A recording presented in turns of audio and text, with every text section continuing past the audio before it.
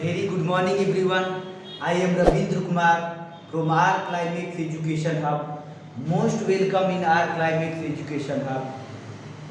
तो class 10th का mathematics का नेक्स्ट सीरीज को आगे बढ़ाते हुए हम pair of linear equation two variable part 9 तक पहुंच चुके हैं।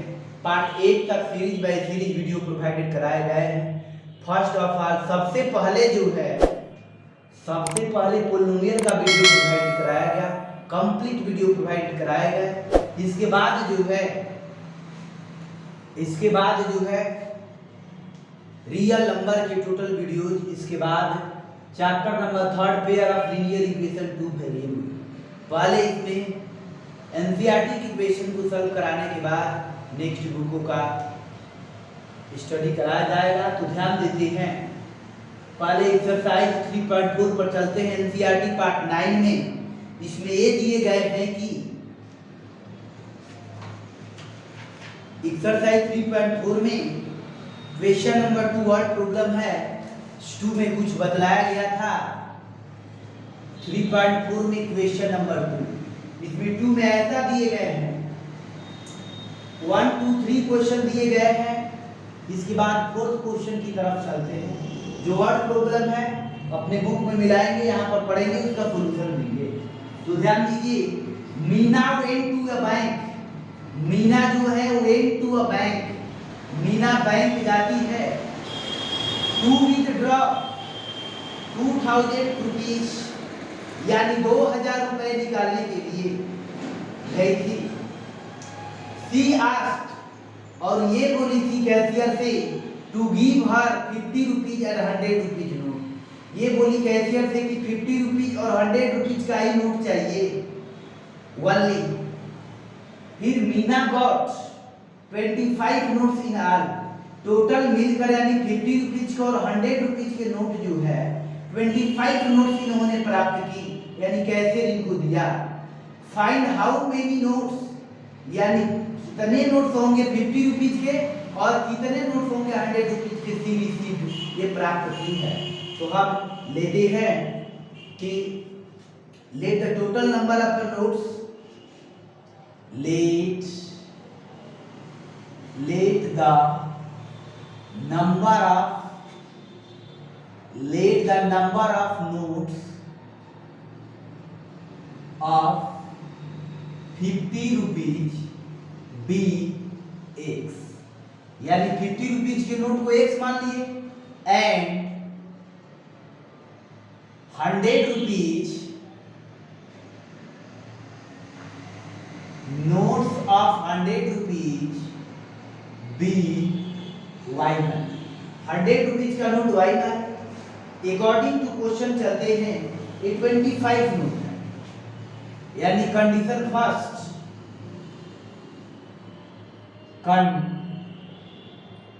कंडीशन फर्स्ट लेते हैं, यानी 50 रुपीज के एक्स नोट्स, 100 रुपीज के वाई नोट, तो कितने रुपीज हो गए 50 इंटू एक्स 50 एक्स हो गए, और 100 इंटू वाई 100 वाई हो गए। टोटल मिलकर 2000 रुपीज होना चाहिए। एक इक्वेशन बना, इसको आप सिंपलीफाई करना चाहेंगे, 50 को कॉमन ले लेंगे, इसमें हो जाएगा 2y, इसके बाद इसमें 50 कॉमन ले लेंगे तो हो जाएगा 40, 5 4 20, 50 50 कैंसिल आउट, यानी x प्लस 2y जो है 40 के इक्वल आया, यानी x plus 2y equal to 40। इसका मतलब ये वाली इक्वेशन हो गए। इसके बाद हम अगले इक्वेशन की तरफ चलेंगे। कंडीशन सेकेंड में दिए गए कि टोटल नोट्स, एक 50 रुपीज के नोट, 100 रुपीज के वाई नोट है, 25 नोट। तो दूसरा इक्वेशन बना। दोनों इक्वेशन को हम सिंपलीफाई करेंगे। सिंपलीफाई करने के बाद इसका सिंपलीफिकेशन मेथड ऑफ एलिमिनेशन से करनी होगी। मेथड ऑफ एलिमिनेशन से करेंगे तो आसान होगा, मेथड ऑफ सब्स्टिट्यूशन से भी कर सकते हैं। तो ध्यान देंगे कैसे करेंगे। इसमें x का वैल्यू बराबर ही है, x का वैल्यू बराबर ही है, माइनस कर लेंगे दोनों इक्वेशन को। इसका कोएफिशिएंट 1, इसका भी 1, माइनस कर लेंगे, x कैंसिल, y का वैल्यू आ जाएगा। फिर किसी भी एक इक्वेशन में रखेंगे तो y का आएगा, तो x और y आंसर हो गया। तो फिर आप ध्यान देंगे, नेक्स्ट क्वेश्चन का हिंट देंगे। अब चलिए आगे की तरफ देखते हैं। क्वेश्चन नंबर सेकंड में ये है, सेकंड नहीं है, फिफ्थ का हम क्वेश्चन नंबर 5 में चलते हैं। 5 2 का ही 5। फिफ्थ में ऐसा दिए गए हैं,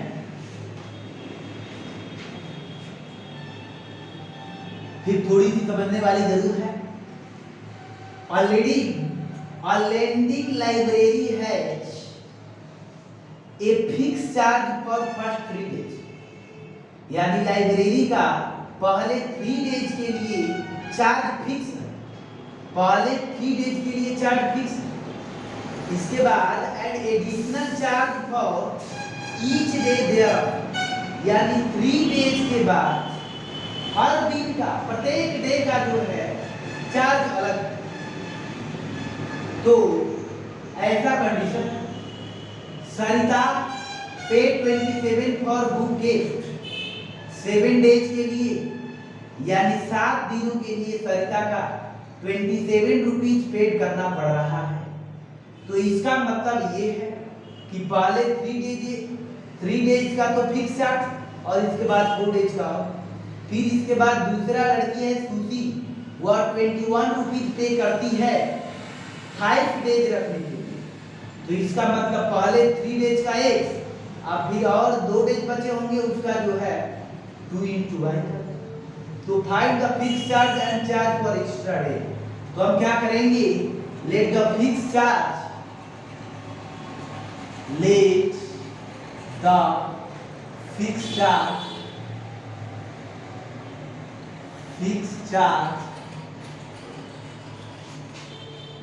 for first 3 days,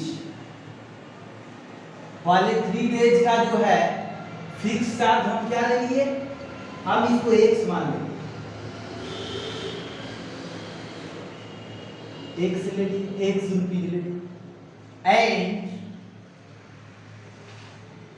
additional charge and charge for each extra day, charge for each extra day y rupees लेते हैं, यानी प्रत्येक दिन का y। अब कंडीशन फर्स्ट लेते हैं। कंडीशन फर्स्ट लेने के बाद क्या करेंगे कि पहले 3 डेज का, 7 डेज का 27 रुपीज, 7 डेज का 27, तो पहले 3 डेज का तो 1 रुपीज हो गया।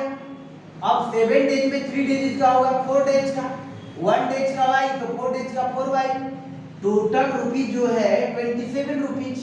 इक्वेशन फिर फर्स्ट हो गया। फिर कंडीशन सेकंड लेंगे। कंडीशन सेकंड में क्या है कि 5 डेज के लिए 21 रुपीज, यानी पहले 3 डेज का हो गया, 5 डेज में 3 डेज हो ही गए, तो 2 डेज बचते हैं, 1 डेज का y, तो 2 डेज का 21। इक्वेशन हो गया। इक्वेशन फर्स्ट और इक्वेशन सेकंड को मेथड ऑफ एलिमिनेशन का यूज कर सिंपलीफाई करते हैं, आंसर प्राप्त हो जाएगा। यानी x का कोएफिशिएंट इक्वल है, दोनों को माइनस कर लेंगे, इसमें इक्वल करने की जरूरत नहीं है। तो निश्चित रूप में समझ में आ गया होगा।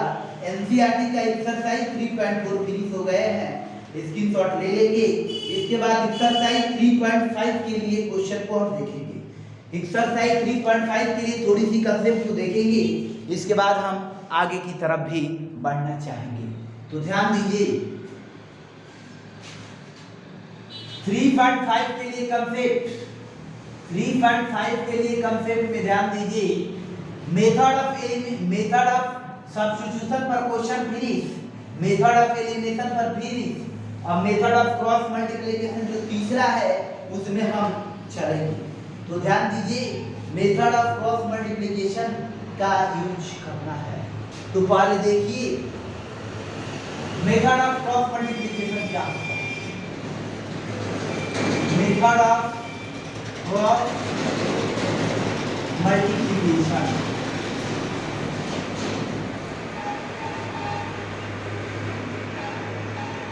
मेथड ऑफ क्रॉस मल्टीप्लिकेशन में क्या है कि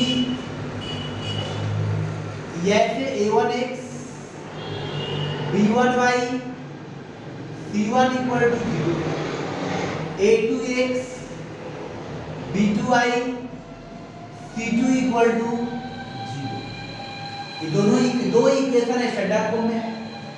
यदि क्रॉस मल्टीप्लिकेशन का करना होगा तो हम क्या काम करते हैं कि मेथड ऑफ एलिमिनेशन, इसका हम फार्मूला निकाल लेते हैं। फार्मूला आएगा क्या उसको हम ले लेते हैं, ध्यान दीजिए। यदि x का वैल्यू निकालना होगा, यदि x का वैल्यू निकालना होगा तो कैसे आएगा, ध्यान दीजिए। पहले फार्मूला का डेरिवेशन करना चाहेंगे। इसमें हम क्या करेंगे कि x का यदि वैल्यू निकालना होगा तो इसको हम बंद कर देंगे, इसको हम बंद कर देंगे। इसके बाद इसके कोएफिशिएंट में क्रॉस करेंगे, इसमें इसका, इसमें इसका, इसके बाद में क्या करेंगे, x का निकालना है तो इसको बंद करेंगे, इसमें कोएफिशिएंट का मल्टीप्लाई होगा, यानी b1 c2, इसके बाद माइनस b2 c1, इसके बाद नीचे क्या करेंगे, नीचे अब क्या काम करेंगे कि अब इसको बंद, कांस्टेंट वाला नहीं है, अब x वाला और y वाला है, अब इसमें क्रॉस करेंगे a1 b2, यानी कोएफिशिएंट में मल्टीप्लाई a1 into b2, और फिर a2 into b1 करेंगे, यानी x इक्वल टू आंसर आ जाएगा, सिर्फ मल्टीप्लाई करना। फिर वैसे ही y करना है तो हम पहले y को ही बंद कर देंगे, y वाला को बंद कर लेंगे, इसके बाद क्रॉस कर देंगे। तो पहले क्या करेंगे, c1 a2 minus c2 a1, इसके बाद नीचे वही रहेगा, नीचे जो है यही a1 b2 minus a2 b1, ये x का वैल्यू आ गया, ये y का वैल्यू, ये x का वैल्यू आ गया, ये y का वैल्यू। तो ऐसी यही मेथड ऑफ क्रॉस मल्टीप्लिकेशन है, ऐसे ही हम निकाल लेंगे। इसको स्क्रीनशॉट ले लेंगे, या फार्मूला हो गया, इस पर हम क्वेश्चन बनाएंगे। तो पहले ये देखें कि इसका डेरिवेशन ये आया कैसे, ये जो है ये फार्मूला आया कैसे, तो क्रॉस कर लाए, लेकिन क्रॉस कर यही क्यों आया। तो पहले हम ध्यान देते हैं मेथड ऑफ एलिमिनेशन से ही फार्मूला को डिराइव करते हैं। जो पहले मेथड जानते हैं मेथड ऑफ एलिमिनेशन, उसी से ही डिराइव कर लेते हैं। तो देखिए क्या है उसमें कि पहले इसके कोएफिशिएंट को इक्वल करते हैं, ये इक्वेशन फर्स्ट है, ये इक्वेशन सेकंड है, ये कांसेप्ट है, ध्यान दीजिए, क्वेश्चन नहीं है। तो हम पहले क्या करते हैं, x या y का कोएफिशिएंट को इक्वल करते हैं, तो हम y का कोएफिशिएंट को इक्वल कर लें ताकि y x का वैल्यू आ जाए। इसमें हम किससे मल्टीप्लाई करेंगे, यदि y का कोएफिशिएंट इसमें हम यदि b2 से मल्टीप्लाई कर दें, इसमें हम b1 से मल्टीप्लाई कर दें, तो y का कोएफिशिएंट इक्वल हो जाएगा, b1 b2 इसका इक्वल b2 हो जाएगा। तो ये अब होकर क्या हो जाएंगे, ध्यान दीजिए। तो अब b2 से मल्टीप्लाई करना होगा तो a1 b2 x, फिर इसके बाद इसमें b1 b2 y, फिर प्लस ये क्या हो जाएगा b2 c1, ये हो जाएगा इक्वल टू क्या हो जाएगा 0 हो जाएगा। फिर ये ध्यान दीजिए ये हो जाएगा वैसे ही a2 b1 x plus b1 b2 y plus b1 c2, b1 में c2 का मान इक्वल टू। अब इसमें y का कोएफिशिएंट इक्वल हो गया तो हम माइनस कर देंगे, ये इक्वेशन थर्ड आया, ये इक्वेशन फोर्थ आया। यदि माइनस करते हैं तो ये कैंसिल हो जाएगा। अब हम क्या करेंगे, x इसमें से माइनस करना है तो x कॉमन ले, यानी क्या हुआ a1 b2 minus a2 b1, x common है तो माइनस करना है। फिर इसके बाद इसमें हम क्या लेते हैं, इसमें हम लेते हैं b1 यानी b2 c1, इसमें हम ले ले क्या, देखिए क्या किया b2 c1 minus b1 c2, ये तो क्लियर है इक्वल टू। इसके बाद इसको हम इसके बाद क्या करते हैं x equal to a1 b2 minus a2 b1, ऐसे ही करते इस सब को उधर लेकर जाना है। तो जो निगेटिव है B1C2 पॉजिटिव, ये जो है B2C1 ये क्या होगा पॉजिटिव। इसके बाद x का वैल्यू निकालना चाहेंगे तो B1C2 minus B2C1 upon A1B2 minus A2B1। तो x का वैल्यू आ गया, वैसे ही y का वैल्यू अब इसे पुटअप करेंगे तो y का वैल्यू आ जाएगा। तो x का वैल्यू कैसे आया, y का वैल्यू के यही मेथड ऑफ एलिमिनेशन का यूज करके निकालिए, ये फार्मूला का डेरिवेशन है। तो यही इस प्रकार से x का formula method of cross multiplication ऐसे स्टैंडर्ड फॉर्म में होना चाहिए। इसके बाद x equal to B1C2 minus B2C1 upon A1B2 minus A2B1, y equal to C1A2 minus C2A1 upon A1B2 minus A2B1। इसके बाद तो x का वैल्यू आ गया, y का भी। इसके बाद हम क्या काम करते हैं, कुछ आगे की तरफ बढ़ाते हैं। इसका स्क्रीनशॉट ले लेंगे, इधर वाला हम इरेज करना चाहेंगे। तो y का वैल्यू ऐसे ही निकालेंगे। इसमें क्या है, एक और इसमें लीनियर कॉम्बिनेशन आता है, इसको देखते हैं। यानी हम क्या देख रहे हैं कि x अपॉन, इसको ऐसे ले ले कि x upon B1C2 minus B2C1 equal to 1 upon A1B2 minus A2B1। फिर इसको एक्सपेंड कर लें y upon C1A2 minus C2A1, फिर इसके बाद 1 अपॉन A1B2 माइनस A2B1। ये तो क्लियर समझ में आ रहा होगा। क्यों क्या किए हैं कि इसको ऐसे ही डालें, इसको इधर डालें। दोनों के राइट साइड में देख रहे हैं, दोनों के राइट साइड में देख रहे हैं कि सेम, दोनों के राइट साइड में देख रहे हैं कि सेम है, इसीलिए सब एक लीनियर कॉम्बिनेशन में इक्वल होता है।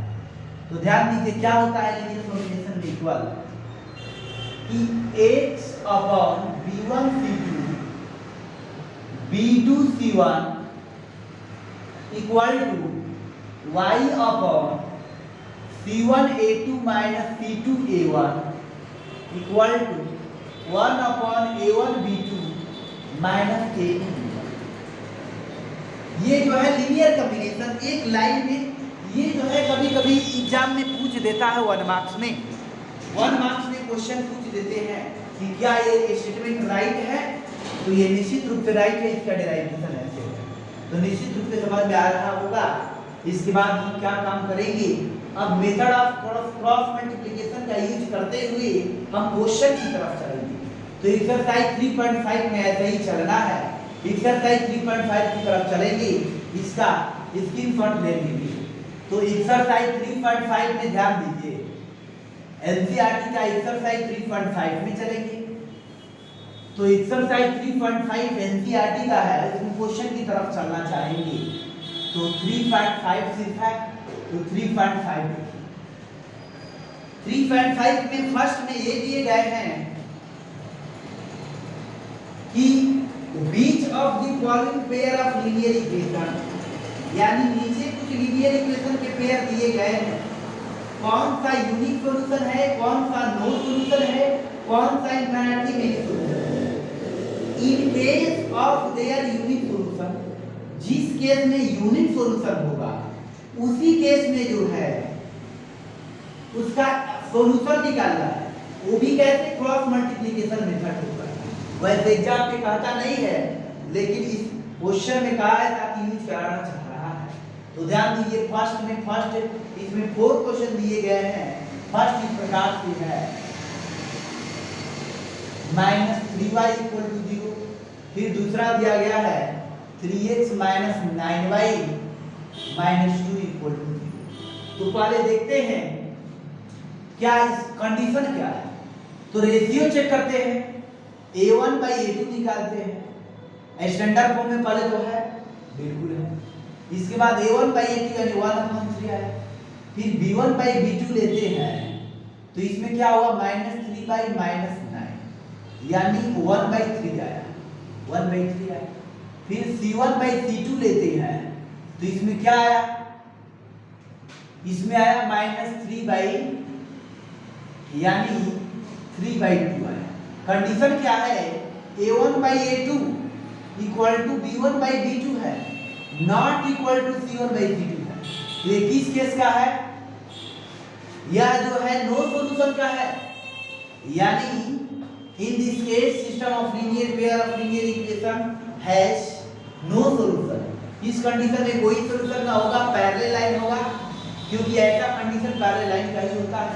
यूनिक सॉल्यूशन नहीं है, इसीलिए हम इसका सॉल्यूशन ही नहीं करेंगे, इतना ही रोक देंगे। इसके बाद हम लिख देंगे नो सॉल्यूशन है तो सॉल्यूशन नहीं करेंगे। इसके बाद हम दूसरा क्वेश्चन की तरफ चलेंगे। दूसरा क्वेश्चन इसका स्क्रीनशॉट ले लीजिए। दूसरा क्वेश्चन में भी चेक कर लेंगे क्या कंडीशन है, रेशियो से ही चेक कर लेंगे। इसमें देखिए क्या कंडीशन दिए गए हैं। दूसरा में दिए गए हैं यानी 2x plus y 3x plus 2y equal to 8। इसमें हम लेते हैं A1/A2 लेते हैं, यानी 2/3 लेते हैं। B1/B2 लेते हैं, B1/B2 ले लिए तो इसमें क्या हुआ 1/2। तो क्या देखें A1/A2 not equal to B1/B2 आ गया।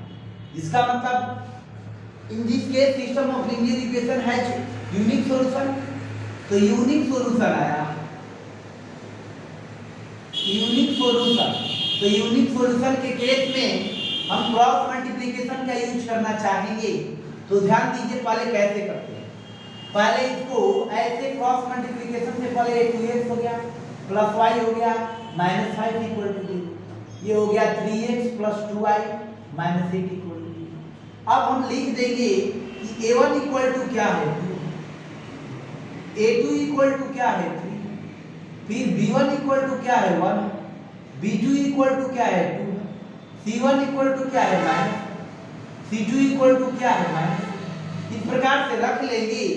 इसके बाद इसका जो x का वैल्यू आएगा B1 C2 minus B2 C1 upon A1 B2 minus A2 B1। इस पर रखते ही आंसर आएगा। x का इस वैल्यू निकालेंगे, y का अपने आप निकालिएगा। तो B1 क्या है, तो B1 देखिए 1 है, C2 क्या है -8 है, माइनस B2 क्या है 2 है, C1 क्या है -5 नीचे, A1 क्या है 2 है, B2 क्या है 2 है, A2 क्या है 3 है, B1 क्या है 1 है। तो आंसर ये आ गया -8 minus minus plus 5 to the 10, ये हो गया 4, ये हो गया -3। तो ये गया 10 में से 8 गया 2, 4 में से 3 गया 1, x इक्वल टू 2। तो y इक्वल टू ऐसे ही निकाल लेंगे।